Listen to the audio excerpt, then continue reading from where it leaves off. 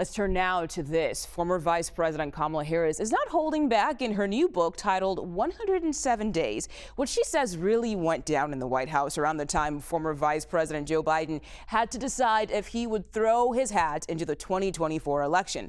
Now, in an excerpt published by The Atlantic, she called the move from the administration to stay quiet reckless, saying at the time it was a, quote, mantra in the administration to say it's Joe and Jill's decision.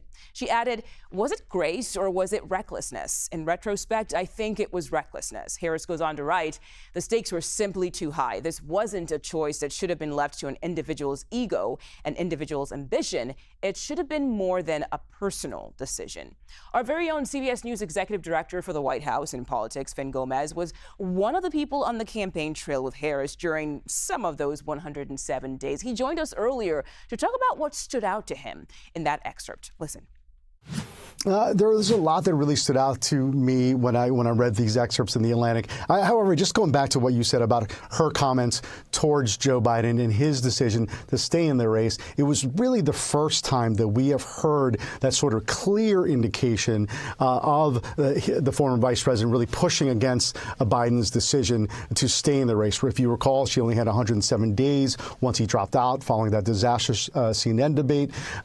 But what else stood out to me, Mugo, was the fact that how emphatic she criticized the team surrounding him. We've heard a lot of stories. Our own reporting reflects this, where there was a very insular world there in the Biden White House with what some have called the grand poobahs, those top advisors that were really surrounding Biden in those last few months there during his term. But she really attacks the White House communications operations for not doing enough to protect her, to defend her when she was facing criticism from the right. So I think that was really, really remarkable to really hear that there. Also, just wanted to flag that she also denied that there was a White House conspiracy to cover up Biden's age-related failings.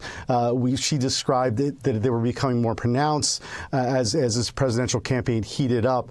But on his worst day, he was more deeply knowledgeable, more capable of exercising judgment, and far more compassionate than Donald Trump on his best. She writes, according to the Atlantic, but at 81, Joe got tired. So really also signaling there the effects, she says, of age on the former president.